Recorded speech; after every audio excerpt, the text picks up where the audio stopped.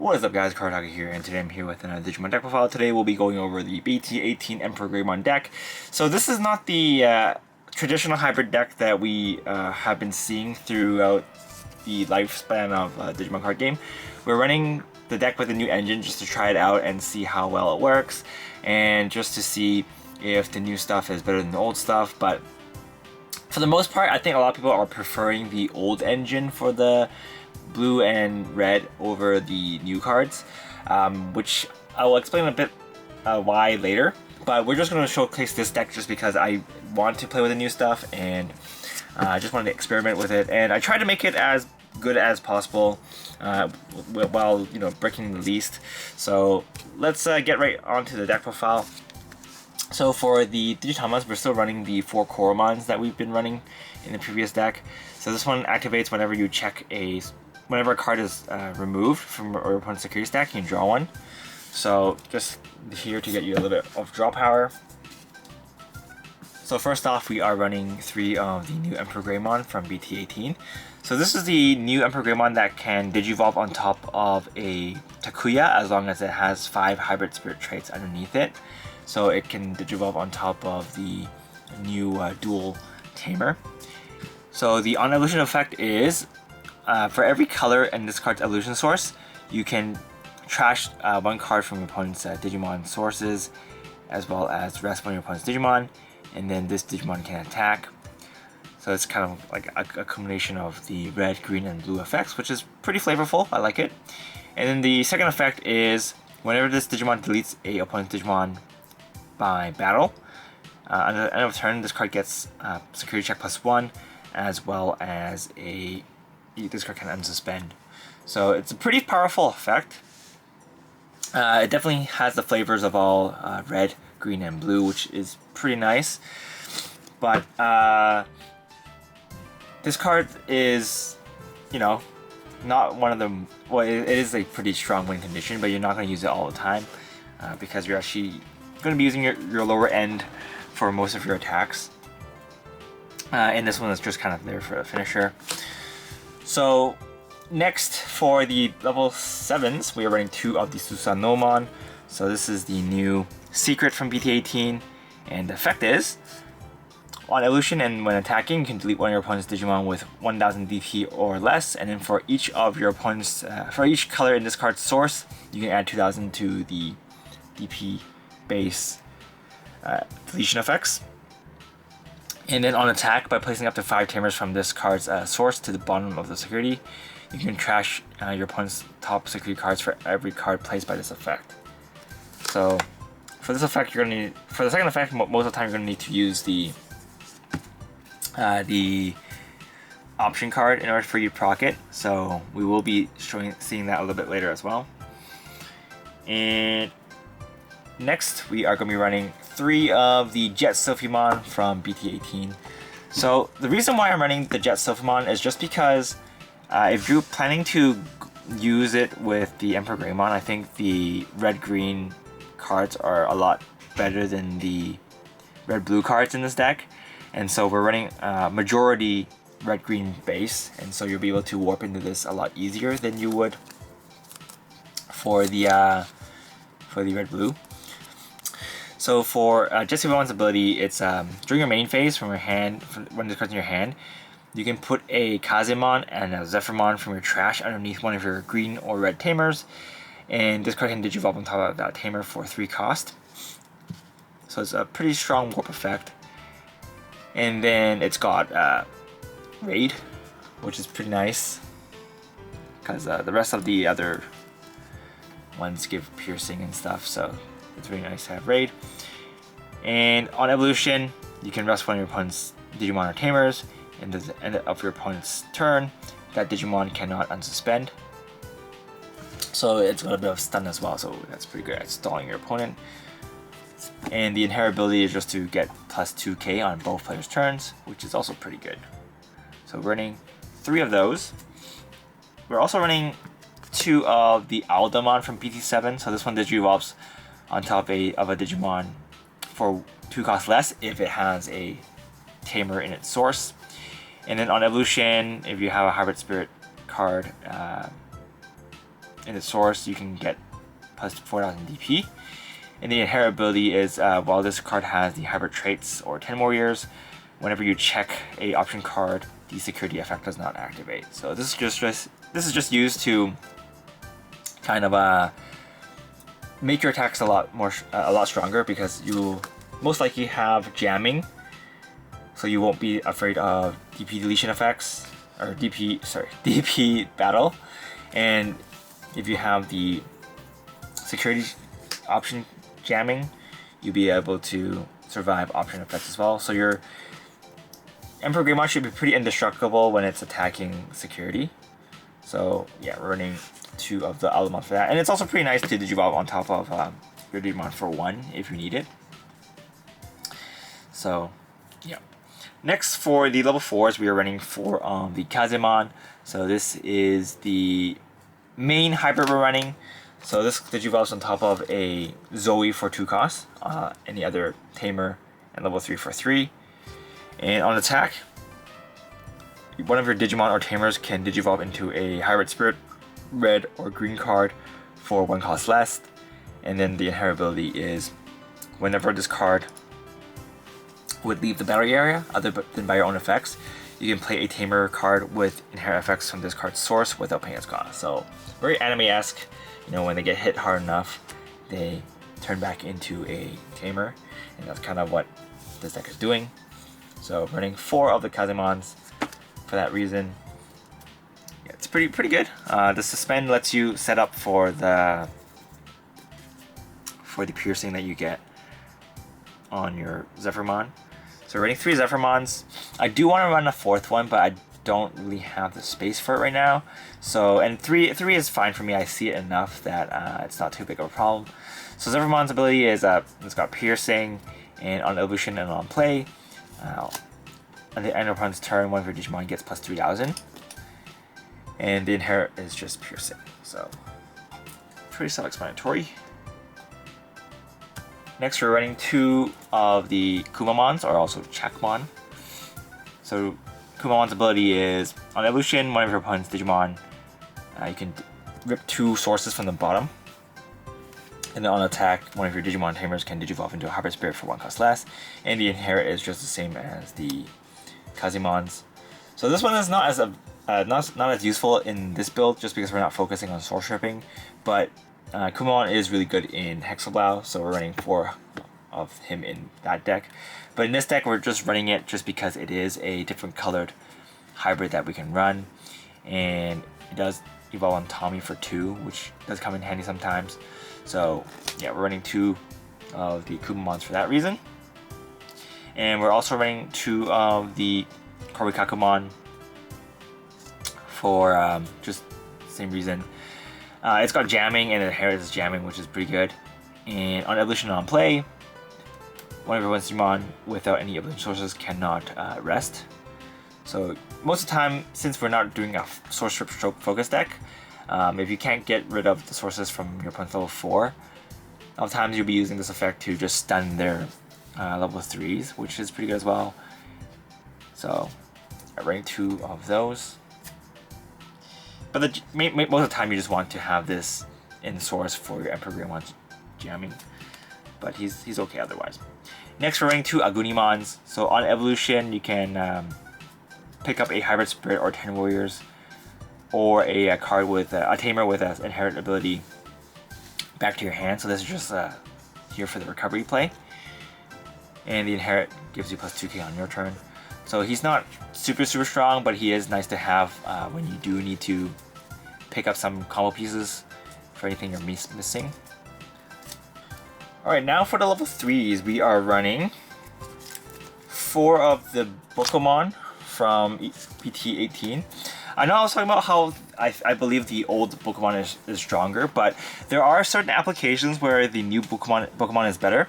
And one of them is because it can actually Digivolve on top of a Digitama. So in events that you already have your combo pieces and you don't want to hard cast, you can just Digivolve this on top of your Koromon for draw 1 and safely evolve in the raising area, which is pretty nice.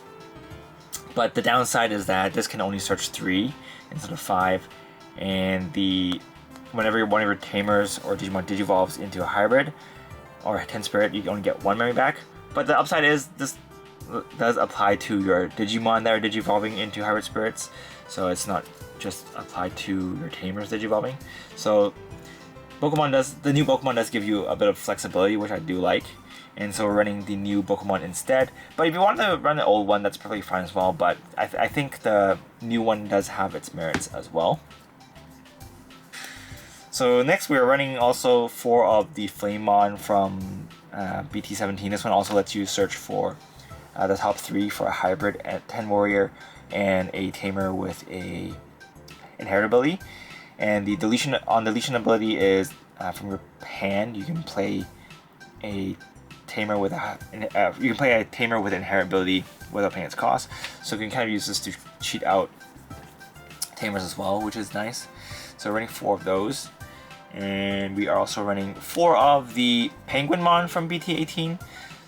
So Penguinmon is mainly here for its inherit ability to give all your stuff just jamming if you need it.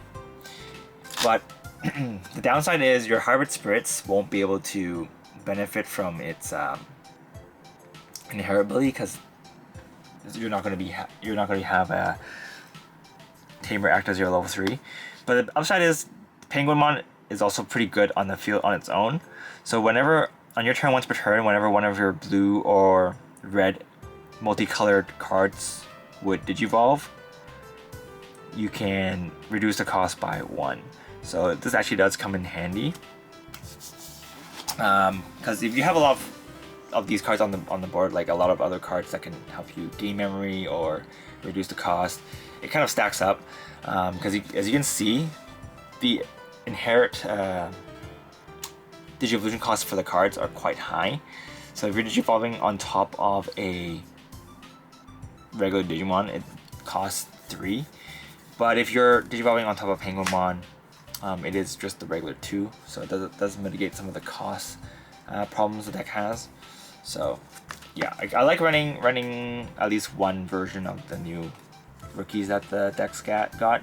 If you like the Tinkermon, you can run a Tinkermon instead, but I do think jamming is a little bit more valuable than piercing, especially since we are running so many more of the Zephyrmon than the Korakakumon. So yeah. Anyway, that's my reasoning. Next for the Tamers, we're running 3 of the Takuya and Koji. I cut out my 4th one just so I can run a single copy of Takuya from BT7. The new Tamer is a 5-cost memory setter. So at the start of your main phase, you can place up to 1 card with hybrid trait with different names from your trash as this card's bottom evolution source. For each of your other Tamers, you can increase the number of this effect by 2. And then the inherent ability is when this Digimon end of turn, this Digimon can attack a player as long as it has the hybrid trait or 10 warriors. So it's a pretty interesting mechanic because it just kind of acts like a countdown deck, but not really. It's a little bit more flexible than countdown deck because you have a lot more ways to win. And we're also running, of course, Takuya from BT7, which lets you tuck 5 hybrid spirits from your trash underneath this card, and you can digivolve into a Emperorgreymon as if this card's level 5. So this is another way for you to warp. So yeah, I think both cards have its merits. This one is just a little bit cheaper to use, but it's a less. This card is, I can't remember, memory setter, and being on the board just gives your opponent a little bit more pressure. So I think both have its merits, but I do like the old Takuya for just being able to warp when it's on the board. So we're running 1 of those, and we're running 4 of the Zoe from BT-18. So this is at the start of your main phase, you can ditch a hybrid spirit or 10 warriors card to draw a card. So this is one way you can pile up your trash with hybrid spirits. And the inherent ability is one of the reasons why we're running 4 of her. So when this Digimon deletes a opponent's Digimon by battle, you can play 1 Tamer with the inherent effects from your hand without paying its cost. So she is one of your main ways you can generate more Tamers on the board. So one of the more reliable ways to do so. So running 4 of her, and being able to just cycle through your hand to get more useful pieces is just good. So running 4 of her, and we're also running 3 Tommies. So Tommy is not as useful, but the memory gain does come in handy. So at the start of your main phase, by trashing 1 card with hybrid or Tamer from your hand, you can gain 1 memory. And the inherent ability is on attack, you can trash the bottom evolution source from one of your opponent's Digimon. Then if your opponent has no Digimon with evolution sources, you can draw 1. So again, in this deck, it's not as useful, but he's mainly here to help you generate some memory and help you just put cards into the trash. So of course we still have to run Tommy, but if you only want to run 2 Tommies and cut it out for an extra Takuya, you can. Or if you want to cut out a Zoe for extra Takuya, you can. But I think the 4 Zoes is just good at snowballing. So that's why we're running. Next we're running 2 of the Wind to Fire, Ice to Sword. So this card is pretty good. It helps you warp into your Emperorgreymon regardless of where it is.